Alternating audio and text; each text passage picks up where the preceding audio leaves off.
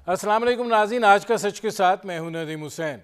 Pandora leaks जो हैं, ज़ाहिर है उसके नतीजे में नाम सामने आए हैं। 700 अफराद के नाम जो हैं वो शामिल हैं, लेकिन सुनते थे बहुत शोर, चीर के देखा तो दो कतरा खून निकला। ये नाम पहले भी थे, इससे पहले भी कुछ नहीं हुआ, अब भी कुछ नहीं होगा। जब पनामा लीक्स आए थे तो 450 अफराद के नाम शामिल थे, लेकिन वो 450 अफराद जो हैं वो कहीं पस मंज़र में गुम हो गए। अब 700 अफराद के नाम शामिल हैं, और जो बड़े नाम उभर कर सामने आए हैं, जैसे अलीम ख़ान हैं, मोहन्नस सलाई हैं, शौकत तरीन हैं। अब बहुत सी गुफ्तगू जो थी वो इस हवाले से होती रही थी। फैसल वाडा का जिक्र पहले भी आता रहा है, उनका नाम आ जाना कोई नई बात नहीं है। यही सिलसिला अलीम ख़ान के साथ भी वाबस्ता है। लेकिन देखना ये है कि क्या इसके बाद कोई कार्रवाई जो है वो होती है। वज़ीर आज़म इमरान ख़ान ने एक तहकीकाती सेल कायम किया है। इस तहकीकाती सेल की मुआवनत जो है वो नैब करेगा, FIA करेगा, FBR करेगा, और इस बात का जायज़ा लिया जाएगा कि क्या ऑफशोर कंपनी कानूनी थी और उसका सरमाया जो है वो कानूनी था। बुनियादी तौर के ऊपर पाकिस्तान से बैरून मुल्क ऑफशोर कंपनियां ख़रीदने वाले या बैरून मुल्क में जायदादें ख़रीदने वाले और जायदादें बनाने वाले अफराद की कोई कमी नहीं है। देखना ये होता है कि क्या ये तरीक़ाकार जो है ये दुरुस्त तरीके से हुआ है या इसमें कोई और रास्ता जो है ये अपनाया गया है। ज़ाहिर है कि अगर आप दुरुस्त तरीक़ाकार इख्तियार करते हैं तो जो बड़े बिजनेसमैन हैं उनके अलावा इस तरह की जायदादें ख़रीदने का कोई तसव्वुर नहीं कर सकता। लेकिन चाहे फ़ौज से ताल्लुक़ हो, चाहे मीडिया से ताल्लुक़ हो, चाहे किसी और शोबे से ताल्लुक़ हो, जब ये पिंडोरा खुलता है तो सभी के नाम उछल कर बाहर आ गिरते हैं। लेकिन देखा ये गया है, और ये हमारी रवायत शायद बन गई है, कि एहतसाब का अमल जो है वो मफादात का यरगमाल है, और उसके नतीजे में कोई चीज़ जो है वो आगे नहीं बढ़ती है, और रावी चैन ही चैन और सुकून ही सुकून लिखता है। कुछ कागज़ी कार्रवाई होगी, कुछ सिलसिला जो है इस हवाले से पूछताछ का होगा, और उसके बाद एक खामोशी सी छा जाएगी, और बात जो है वो माजी का हिस्सा बन जाएगी, ताआन के कि आपका बाजू मरोड़ना मकसूद ना हो। अगर वो मकसूद है तो फिर ज़ाहिर है कि मामला बहुत आगे तक जा सकता है, और उसके भयानक नताइज जो हैं वो भी निकल सकते हैं। ये वो लेकिन इस सारे वाक़यात में कुछ बुनियादी सवालात जो हैं वो उभर कर सामने आते हैं कि आखिर ऑफशोर कंपनी जो है उसकी ज़रूरत क्यों पेश आती है, और अगर कानूनी तरीक़ाकार है तो फिर इसमें गैर कानूनी क्या है, और अगर गैर कानूनी है तो फिर इसकी पकड़ जो है वो किस तरीके से मुमकिन है, और क्या अगर आपके डिक्लेयर्ड एसेट्स हैं तो फिर आपको मसाइल जो हैं वो क्या दरपेश हैं। मेरे आज की मेहमान शख्सियत जो हैं वो इस हवाले से इंतहाई मोतबर हैं, और ज़ाहिर है वो टैक्स के अमूर के माहिर हैं। वो साबिक चेयरमैन FBR रहे, जनाब शब्बर जैदी साहब। शब्बर जैदी साहब, पहला सवाल तो आपसे यही है कि ये ऑफशोर कंपनी जो है इसकी बनाने की ज़रूरत क्यों पेश आती है। अगर रास्ता दुरुस्त है तो फिर ये वाया मीडिया इख्तियार क्यों किया जाता है, और अगर वाया मीडिया इख्तियार किया जाता है तो फिर ऑफशोर कंपनी कानूनी है, गैर कानूनी है, क्या सिलसिला है? देखिए, बात ये है कि पहली बात तो ये कि ऑफशोर जो है वो मेरी इंग्लैंड में भी हो सकती है। ऑफशोर का मतलब है कि कोई भी कंपनी जो पाकिस्तान से बाहर है। अच्छा, उसमें दुनिया में चंद एक जज़ायर हैं ख़ास तौर पर, जिसमें से बरमूडा है, बहामास है, ब्रिटिश वर्जन आइलैंड है, आइल ऑफ मैन है। ये सारे आइलैंड्स हैं जिन्होंने एक रजीम इंट्रोड्यूस किया हुआ है, जिसके तहत आप अगर उन उन ममालिक में या उन जगहों पे अपनी कंपनियां बनाएं तो वो कंपनियां टैक्सेबल नहीं होती। उनके कानून में उन्होंने टैक्स की एग्जेम्पशन दी हुई है उन कंपनियों पे जो वहां फॉर्म होती हैं। पहली बात तो ये है। दूसरी बात, उन्होंने जो जिस तरह से पैसा आता है और जाता है उस पर जो रेगुलेटरी कंट्रोल होते हैं कॉर्पोरेट लॉ के या फॉरेन एक्सचेंज के, वो उन जगहों पर बहुत कम होते हैं।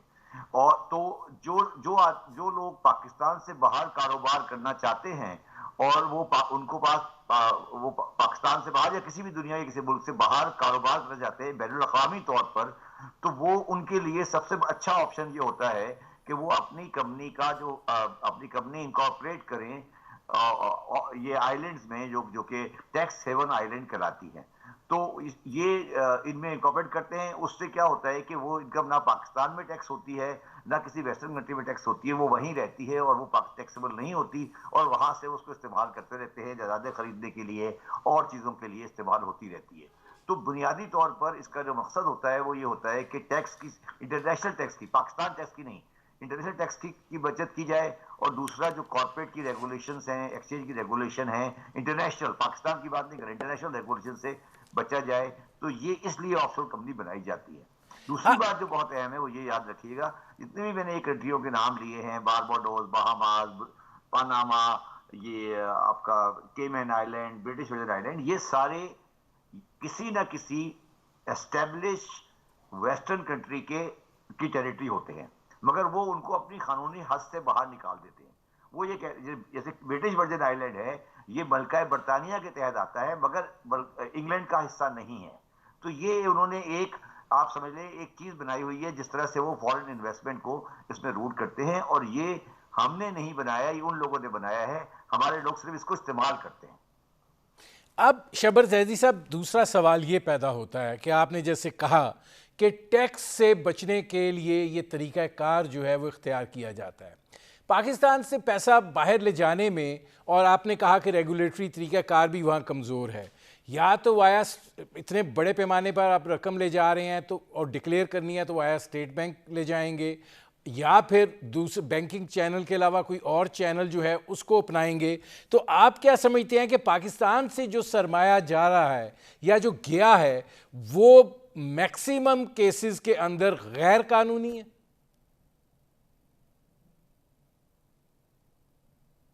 ये जो सब्जेक्ट है ना, इस सब्जेक्ट पे अगर किसी आदमी ने काम किया है ना पाकिस्तान में, मैं ये तारीफ में नहीं कह रहा, वो सिर्फ मैं हूं।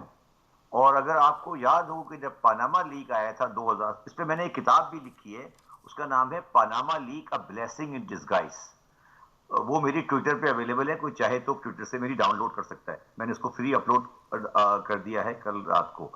तो जब ये पानामा लीक आया था तो इस मैटर को सुप्रीम कोर्ट में साकिब निसार साहब ने सू मोटो टेकअप किया था, और उसमें उन्होंने दो आदमियों को एमिकस क्यूरी बनाया था जो हेल्प करने के लिए थे सुप्रीम कोर्ट की। और मैंने इस मैटर पर सुप्रीम कोर्ट की फुल बेंच के सामने एज एमिकस क्यूरी इसको प्रेजेंट किया था। और मैंने साकिब निसार साहब को ये बात कही थी कि पैसा जो पाकिस्तान से बाहर गया है वो हमारे फॉरेन एक्सचेंज सिस्टम की कमजोरियों की वजह से गया है और हमारे मैकेनिज्म की वजह से गया है। अगर आप ये समझते हैं कि वो गैर कानूनी तौर पे गया है, तो अगर 100 रुपए गया है तो मैं आपको तकरीबन यकीन से कह सकता हूं कि 100 में से 80 जो है वो कानूनी तरीके से गया है, जो पाकिस्तान में राइज थे उस वक्त जब जिस जमाने में ये पैसे गए हैं। और पाकिस्तान की गवर्नमेंट को उस पर कोई राइट नहीं है कोई ये कह सके कि पैसा गलत तरीके से गया है। अब सवाल दूसरा ये तो हो गया जाने का सवाल। अब उस आदमी के पास वो पैसा रुपए में कहां से आया था वो एक अलग सवाल है, जब आप सवाल करेंगे मैं इसका जवाब दूंगा।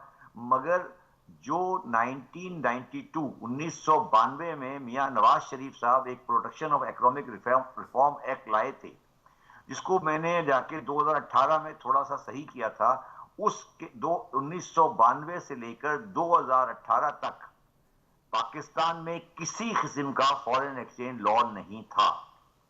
आप रुपया लेके जाएं, 10 करोड़ रुपए, मनी चेंजर के पास जाएं, एक्सचेंज कंपनी के पास, उससे कहें कि 10 करोड़ रुपए रखो, मुझे डॉलर दे दो, वो डॉलर आपको दे देगा।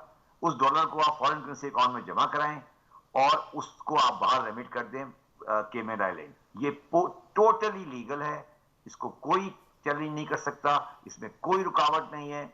और ये 2092 से लेकर 2018 तक चलता रहा। 2018 में मैंने इमरान खान के साथ मिलकर इसको बंद कराया। अब आपको फॉरेन करेंसी का जब आप ट्रांसफर करते हैं तो आपसे सवाल हो रहे हैं, तो ये थोड़ा सा हमने इसको रोका है, मगर अभी भी कुछ लूप होल मौजूद है।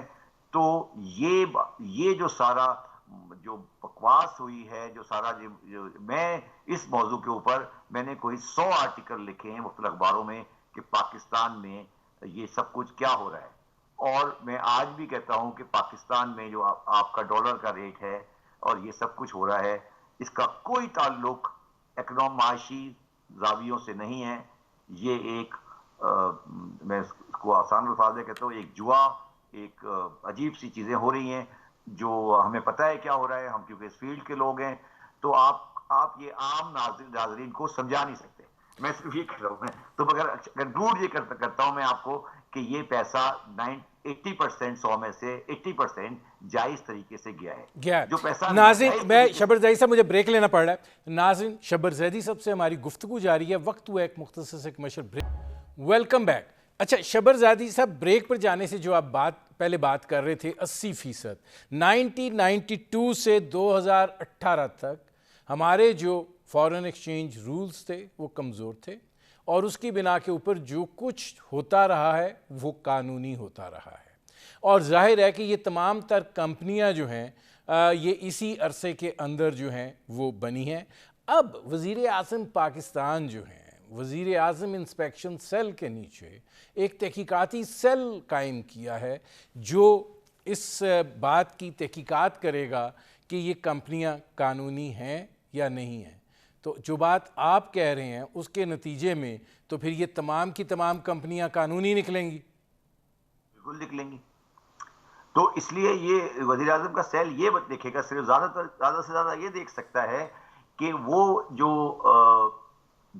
उसकी जो मेरी कंपनी है, तो वो मैंने पाकिस्तान में अपने वेल्थ स्टेटमेंट डिक्लेयर की है नहीं की है। पहला तो वो ये काम देखेगा कि ये जो कंपनियां बनी हुई हैं लोगों की, क्या इन्होंने अपनी वेल्थ स्टेटमेंट में पाकिस्तान में दाखिल की है या नहीं की है, पहली बात। दूसरा वो ये देखेगा जो पैसे गए हैं उसकी ट्रेल फॉरेन करेंसी अकाउंट से मौजूद है या नहीं है, मतलब वो उसको देख लेगा। अच्छा, और जो उसके अलावा है वहां पर उस पर तहकीकात कर सकता है कि उसकी सोर्स ऑफ इनकम क्या है। आपने जब अपना इंट्रोडक्शन किया था तो आपने कहा था कि पिछली वाली जो पनामा लीक थी उसका कोई नतीजा नहीं निकला था। मैं आपकी बात से डिसएग्री करता हूं, और मैंने जो किताब लिखी थी उसका नाम मैंने लिखा था Panama leak, a blessing in disguise. और अगर आप आज उसको रिवाइंड करें तो मियां मोहम्मद नवाज शरीफ उसी पनामा लीक के केस में डिस्क्वालीफाई हुए हैं। तो ये बात कहना सही नहीं है कि पनामा लीक जो थी नहीं। शब्बर ज़ैदी साहब, अब आपने जो बात नवाज शरीफ साहब की है, उधर तो इस्तदलाल ये है कि वो पनामा लीक्स पर नहीं गए, वो अकामा पर गए हैं, वहां भी ये कानूनी तौर पे साबित नहीं हो पाया। नहीं, मेरी बात समझे, गलत बात, ये बात आपकी गलत है। जो केस फाइल हुआ जिसके तहत अकामा निकला है वो भी पनामा लीक का ही केस था ना जी। वो आज तक अपनी मनी ट्रेल नहीं दे सके हैं। जो उनके फ्लैट्स हैं, जो एवन फील्ड के अपार्टमेंट्स की कंपनी है, उसका मनी ट्रेल सुप्रीम कोर्ट ने उनसे मांगा था, उन्होंने अभी तक नहीं दिया है। तो वो मनी ट्रेल उसमें एक लकूना जो अकामे का है वो अलग सब्जेक्ट है, मगर वो मनी ट्रेल तो आज भी अनएक्सप्लेन्ड है। तो वो केस तो कभी इसलिए मैं अर्ज करने की कोशिश कर रहा हूँ कि स्टार्टिंग पॉइंट तो उसका पनामा लीक ही है ना जी। और वो आज भी जो उसका इशू है वो अनएक्सप्लेन्ड है। उसमें कोई अगर आप खतरी खत को आप लेके बैठते हैं और चलाते हैं तो उसके अलावा तो कोई रास्ता नहीं है ना कि पैसे कहां से आए। तो वो तो इसलिए मैं कह रहा हूं कि ये कहना कि पनामा लीक का कोई नतीजा नहीं निकला, मेरे हिसाब से वो बात ठीक नहीं है। नहीं, उसमें कहने का मकसद ये था शब्बर ज़ैदी साहब कि 450 लोग और भी थे, अगर उनकी तहकीकात शुरू हो जाती तो आज ये जो 700 लोग हैं इनको भी कोई फिक्र फाका होता कि हमारी भी तहकीकात होगी, हमसे भी पूछगिछ होगी। देखिए मेरी बात सुने, जब पनामा लीक का केस चल रहा था तो 3 मेजर केस चल रहे थे उसी पनामा लीक के तहत। एक केस था इमरान खान का जो कि अब्बासी ने किया था, वो जब अब्बासी था एमएनए पिंडी वाला, और एक केस था जहांगीर तरीन का। ये 3 मेजर केस चले थे पनामा लीक के अंदर, अगर आपको याद हो तो। जी। और 3 केस में से 2 केस में 2 आदमियों को सजा हो गई थी। जहांगीर तरीन साहब को डिस्क्वालीफाई कर दिया गया था और नवाज शरीफ को डिस्क्वालीफाई कर दिया गया था। इमरान खान साहब वाला केस जो है उसमें सुप्रीम कोर्ट ने उसको उनकी फॉरेन कंपनी को एक्सेप्ट किया था, और वो केस इमरान खान का जो केस था वो मैंने ही रिप्रेजेंट किया था बिफोर द कोर्ट। अच्छा, इसमें शब्बर ज़ैदी साहब ज़रा ये फरमाइएगा कि जो शौकत तरीन साहब का मौक़िफ़ है कि सरमायाकारी आनी थी, इसके लिए ऑफशोर कंपनी जो है उसका बनाई गई, फिर उसमें ना एक रुपया आया ना गया, वो खुद ही डोरमेंट हो गई, ख़त्म हो गई। क्या सरमाया का दो चीज़ों की वजाहत कीजिए। क्या सरमायाकारी के लिए ऑफशोर कंपनी की ज़रूरत होती है? नंबर दो, जो शौकत तरीन साहब इस्तदलाल दे रहे हैं, आप समझते हैं कि वो दुरुस्त है being the finance minister of Pakistan? देखिए मेरी बात सुने, मैं आपको एक बात आज कह रहा हूं और ये शायद आप और मैं कभी 3-4 साल बाद अल्लाह ने अगर जिंदगी जो तो मिलेंगे, जिस दिन दुबई खुलेगा ना, जिस दिन दुबई की एफजेडी कंपनी खुलेंगी, तो ये आप 700 की बात कर रहे हैं ना, जो 700 बंदे पाकिस्तानी निकले, ये 70,000 होंगे, बल्कि हो सकता है 7 लाख हो। आपका पैसा दुबई में पड़ा हुआ है बेसिकली। वो एक अलग सब्जेक्ट है, मैं आपको बाद में बताऊंगा कि दुबई का क्या किस्सा है, वो एक अलग कहानी है बिल्कुल। तो ये पनामा शनामा तो बहुत दूर के मुल्क है। हम सुबह शाम दुबई में हमारे लोग रोजाना 3 कंपनी बनाते हैं, 4 कंपनियां बंद कर देते हैं। तो ये तो दुबई की वजह से हमारे मुल्क को नुकसान हो रहा है, वो आप समझ ही नहीं सकते, वो अलग बात है। कमिंग बैक टू शौकत तरीन साहब, देखिए जो शौकत तरीन साहब वाला केस है, जहां तक मुझे उसके बारे में पता है, ये जो पनामा कंपनी के बनाने की रिक्वायरमेंट होगी ना जी, ये उसकी नहीं होगी कि शौकत तरीन की। जो बंदा इन्वेस्टमेंट ला रहा है वो पनामा के थ्रू आना चाहता है बेसिकली। आप समझे मेरी बात?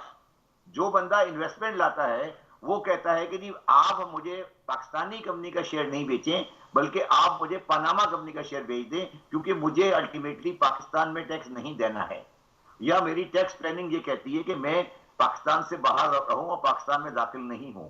होता ही है सर, मैं दोबारा समझाता हूं आपको। एक पाकिस्तानी कंपनी है, उसकी ओनरशिप फॉरेन कंपनी के पास हो सकती है लॉ में।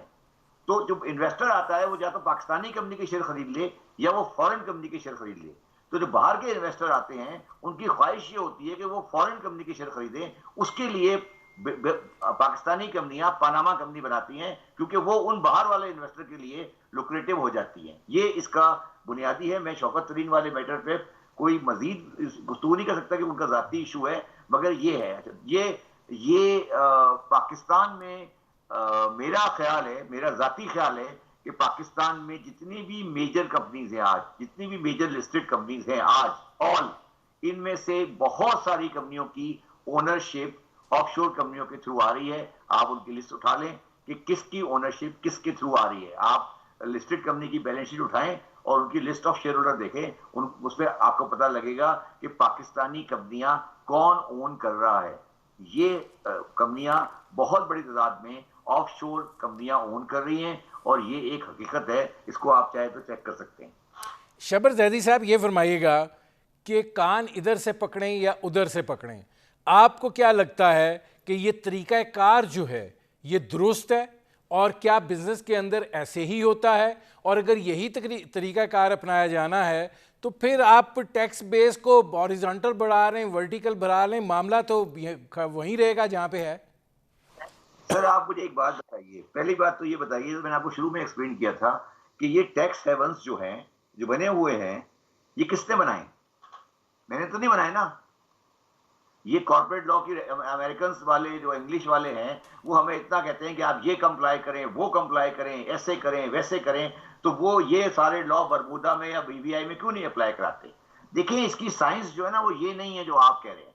इसकी साइंस ये है कि जो डेवलपिंग, जो दुनिया का मालियाती निज़ाम है आफ्टर सेकेंड वर्ल्ड वॉर, उस मालियाती निज़ाम में मैं भी हूं और आप भी हैं, वो ये समझते हैं कि मेरा सरमाया महफूज है उन कंट्रीज में जो वेस्ट में फॉल करते हैं। अब मैं वेस्ट में सरमाया ले जाना चाहता हूं, ठीक है, मगर वेस्ट नहीं चाहता कि मैं पाकिस्तान के एक करप्ट या नॉन टैक्स पेयर वाले बंदे का पैसा लेके आऊं। तो उसने एक बड़ा अच्छा ड्रामा क्रिएट किया हुआ है। उसका मतलब ये होता है कि उसको कहता है तुम पैसा ले आओ, मगर तुम्हारी कंपनी बहामास की होगी या बरमूदा की होगी। मेरी बात मैं आपको समझाता हूं, फिर आपको बात समझ आएगी। अगर मैं एक कंपनी बनाता हूं कि मैं ब्रिटिश वर्जिन आइलैंड में $1 बिलियन की, तो मैं वहां कैपिटल डालूंगा तो कंपनी बन जाएगी। तो मैं $1 मिलियन ट्रांसफर करूंगा ब्रिटिश वर्जिन आइलैंड। आपके ख्याल में वो ब्रिटिश वर्जिन आइलैंड में रहेगा पैसा? वो ब्रिटिश वर्जिन आइलैंड का बैंक अगले दिन उसको न्यूयॉर्क या लंदन ट्रांसफर कर देगा। तो अब क्या इसका मतलब क्या हुआ कि पाकिस्तान का करप्ट बेईमान चोर जो इन्वेस्टर है वो तो पीबीआई में बैठा हुआ है और उसका पैसा अमेरिकनों को साफ सुथरा मिल गया। ये उनका एक बहुत ऑर्गेनाइज ड्रामा है जिसको उन्होंने रखा हुआ है। आफ्टर 9/11 उनको अंदाजा हो गया है कि ये नहीं चल रहा, इसलिए ये ओवर द टाइम उसको डिस्करेज कर रहे हैं। ये आईसीआईजे वगैरह कुछ भी नहीं कर रहे। ये अमेरिकन और वेस्टर्न कंट्रीज इन टैक्स हेवंस को खत्म करना चाहते हैं। ये उसकी एक मूव है जिसके तहत वो आहिस्ता आहिस्ता अब इनकी जब लीकेज करते हैं तो अब जो लोग 2 नंबर लोग इसमें पैसे डालते हैं वो डिस्करेज होते हैं और आप देखेंगे कि 5-10 साल बाद ये टैक्स हेवंस खत्म हो जाएंगी क्योंकि अब ये उनके इंटरेस्ट में नहीं है। अच्छा शब्बर साहब, मुझे एक ब्रेक लेना पड़ रहा है। नाज़रीन, हमारी गुफ्तगू जारी है, एक मुख्तसर से कमर्शियल ब्रेक का वक्त हुआ है, मिलते हैं इस वक्फे के बाद।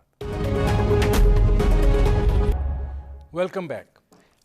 शब्बर ज़ैदी साहब, जो ब्रेक पर जाने से पहले आप बात कर रहे थे कि अब ये जो टैक्स की जन्नतें हैं ये ख़त्म हो जाएंगी, तो आपको क्या लगता है कि इसके नतीजे में पाकिस्तान से जो सरमाए की फ़्लाइट होती है उसमें फ़र्क पड़ेगा? ये ऑफशोर कंपनीज़ जो हैं ये बनना बंद हो जाएंगी या फिर कोई और तरीक़ाकार जो है वो निकलेगा जिसके तहत आखिर ये करप्शन का पैसा तो बेशुमार है। मैं दुबई की तरफ इसके बाद आता हूँ।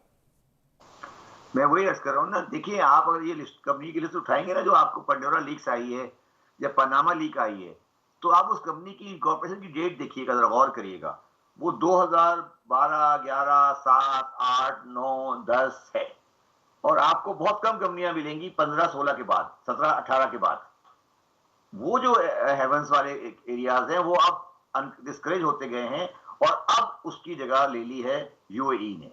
और यूएई अब आपकी डेस्टिनेशन है और पाकिस्तान की जो कैपिटल है वो यूएई में पार्क हो रही है और वो जो पाकिस्तानी इन्वेस्टर है वो वहां पार्क कर रहा है और वहां से आगे भी ले जा रहा है और वहां भी पार्क कर रहा है। और पाकिस्तानी नहीं है, यूएई में पाकिस्तानी है और इंडियंस है और ईरानीज है। अगर ईरानी, पाकिस्तानी और इंडियन इन्वेस्टर यूएई से निकल जाए तो यूएई की सारी रियल एस्टेट खत्म हो जाएगी अगले दिन। कि आपको क्या दिखाई देता है कि यूएई में या दुबई की आप जो बात कर रहे हैं, ऑफशोर कंपनीज में जितना पैसा है उससे ज़्यादा पाकिस्तान की जो करप्शन से कमाया हुआ सरमाया है वहाँ पे पार्क्ड है? देखिए, मैंने जो किताब लिखी थी, जब मैंने ये किताब लिखी थी ये जो अपनी पनामा लीक के बाद, उसमें मेरा एस्टिमेट ये था कि पाकिस्तानियों का 120 अरब रुपए इस वक्त, पाकिस्तानियों का 120 अरब डॉलर मुल्क से बाहर है और वो ऑफशोर कंपनियों में नहीं है बल्कि वो ज्यादातर रियल एस्टेट में है, दुबई में और लंदन में और सिंगापुर में। तो 120 बिलियन डॉलर है। और अगर आपको याद हो तो इसाक डार साहब ने एक समरी कैबिनेट में मूव की थी जिसमें लिखा था कि पाकिस्तानियों का 200 बिलियन डॉलर है। मैंने उस वक्त भी कहा था कि फिगर गलत है। पाकिस्तानियों का तकरीबन 120 से 150 बिलियन डॉलर पाकिस्तान से बाहर है और वो आज भी इनडायरेक्टली और डायरेक्टली एक्यूमुलेट हो रहा है और उसको हम लेते। मैं आपको बड़ा आसान, अदीब साहब, एक बड़ा आसान नुस्खा बता दूं, आपको सारी बात समझ आ जाएगी। जो भी आपके 2 इदारे थे, आपको याद होगा, एक होता था एनडीएफसी, एक इदारा होता था पिकिक, एक इदारा होता था आपका आईसीपी वगैरह, आईडीबीपी। जितने भी प्रोजेक्ट आपके लगे हैं इन सेक्टर में जो कि बिजनेसमैनों को और सियासतदानों को दिए गए हैं, उनमें जितनी भी प्लांट एंड मशीनरी आती थी उसमें से आप समझे कि एक स्टैंडर्ड रेट है कि 10% कमीशन उस मालिक के, उसका आदमी के नाम पर बहामास में या बीवीआई में क्रेडिट हो जाता था, वो वहीं रह जाता था। ये पाकिस्तान का ये सबसे बड़ा जो हेड है वो ये है जो पाकिस्तान पैसा कभी आया ही नहीं। ये वो कमीशन है जो हमारे बिजनेसमैन, हमारे सियासतदान, हमारे ब्यूरोक्रेट इन कॉन्ट्रैक्ट्स पे ले रहे हैं जो बाहर के सप्लायर्स इनको दे रहे हैं। मैं आपको इस पे एक बात और ऐड कर दूं। देखिए, ये जो कमीशन देने वाला कौन है, आपको अगर याद हो तो एक बहुत मशहूर और मारूफ केस है कोटेगना एसजीएस का, अगर आपको याद हो। जी जी, एक बेनजीर भुट्टो के जमाने में एक केस था कोटेगना एसजीएस। तो कोटेगना वाले, एसजीएस वाले कहते थे कि हमने एक कमीशन दिया है एक गवर्नमेंट की पार्टी को और वो पैसा बाहर क्रेडिट हुआ है। तो ये जो पैसे आपको नजर आ रहे हैं, इसमें हमें जो चीज हमें पकड़नी है वो ये है कि क्या ये वो तो कमीशन का पैसा तो नहीं है जो बाहर क्रेडिट हो गया। इसलिए जो पब्लिक ऑफिस है वो इसमें रेलिवेंट है। बिजनेसमैनों के पास, अगर बिजनेसमैनों ने ये पैसा बाहर भेजा भी है, कमीशन भी लिया है, वो उनका अपना कारोबार है। अगर गवर्नमेंट के कॉन्ट्रैक्ट में से पैसे बाहर रखे गए हैं वो ज्यादा बड़ा है, और मैं आपको यकीन से कह सकता हूं उसमें हमारे यहाँ बेतबार लूप होल है, और वो हमारा मसला है। और ये हमारा मसला नहीं है, ये दुनिया की तमाम अंडर डेवलपिंग कंट्री का मसला है। आपको याद होगा बोफर्स का केस आया था राजीव गांधी के खिलाफ। ये गवर्नमेंट की जो प्रोक्योरमेंट होती है अंडर डेवलपिंग कंट्री में। अच्छा, इसमें शबर जैदी साहब मेरे पास बड़ा महदूद 2 मिनट रह गए हैं। आप ये फरमाइएगा कि 450 लोग थे पनामा के, 700 लोग हैं पेंडोरा लीक्स के।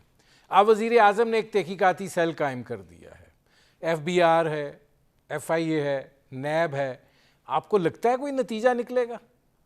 यार मुझे एक बात बताएं, ये जो आदमी जिन्होंने ये FBI, FIA और ये NAB के बंदे जिनको इसमें लगाया गया है, मैं आपको यकीन से कह सकता हूँ उन्होंने कभी ब्रिटिश वर्जिन आइलैंड देखा भी नहीं होगा, उनको फाइनेंशियल ट्रांजैक्शन का पता भी नहीं होगा।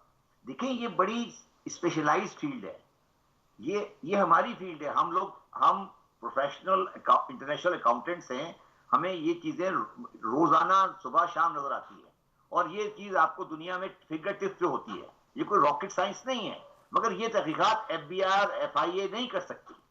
ये तहकीकात अगर आपको करानी है तो फिर मसला वही आता है कि पैसे कौन देगा। ये तहकीकात आप किसी इंटरनेशनल अकाउंटिंग फर्म को दें, और वो आपको 5 मिनट में निकाल के दे देगा।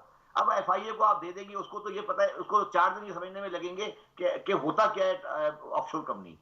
बात ये है कि ये मेरा कहने का मकसद ये है कि जो हमारा प्रोसेस है, जो हमारी नॉलेज बेस है, मैं करप्शन की बात नहीं कर रहा, जो हमारा नॉलेज बेस है अकाउंटेबिलिटी इदारों का, वो इतना कमजोर है। उन बेचारों का क्योंकि एक्सपोजर नहीं है, ये कोई कच्चे कागज नहीं है, ये पक्के कागज है। तो उसमें आप कैसे निकालेंगे कि सोर्स क्या है, ट्रेल क्या है, कहां से कहां जा रहा है।